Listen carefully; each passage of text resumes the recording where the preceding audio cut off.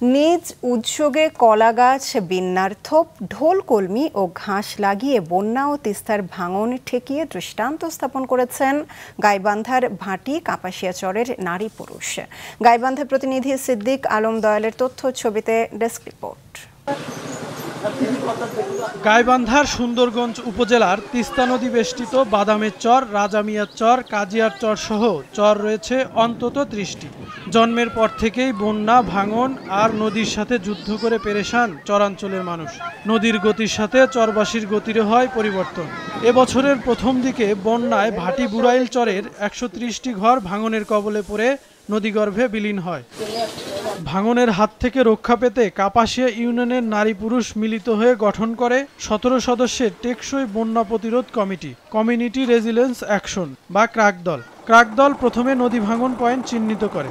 গত বছর খরার সময় বাদামের চর, কাজিয়ার চর ও রাজা মিয়ার চরে ১.৫ কিলোমিটার এলাকায় নদীর পাশ দিয়ে বয়ে চলা নালার পাশ ঘেঁষে ৪,০০০ কলা গাছ, ১২,০০০ ঢোল কলমি, বিন্যার থোপ, কাশিয়া ও ঘাস রোপণ করেন। আমরা একটা মিটিংয়ের মাধ্যমে এই ভাঙন থাকার ব্যবস্থাপনা করছি। সেটা হলো আমরা এই এলাকার থেকে আমরা কলার গাছ নিছি, কলমি লাগাইছি, কাশবন লাগাইছি। লাগানোর পরে এবারের বন্যাতে আর এই ভাঙন আমাদের এই কৃষি জমি ভেঙে যায় নাই। আমরা এখান থেকে অনেক উপকৃত পাচ্ছি। কাপাসিয়া অপর প্রান্তে উজান বুড়াইলের লোক যোগ সাজসে আমরা এই কলা গাছ, কর্মলতা এবং বিন্যার থোপ লাগিয়ে আমাদের স্রোতকে বিমুখ করেছি, যার কারণে পাশে আমাদের একটা পোশাকারী ভূঁইয়া স্কুল আমাদের রক্ষা হয়েছে। হাজার হাজার রেকর্ড জমি আমাদের রক্ষা হয়েছে। এখানে কৃষক তাদের মন মতো তারা এখন আবাদ করতে পারতেছে।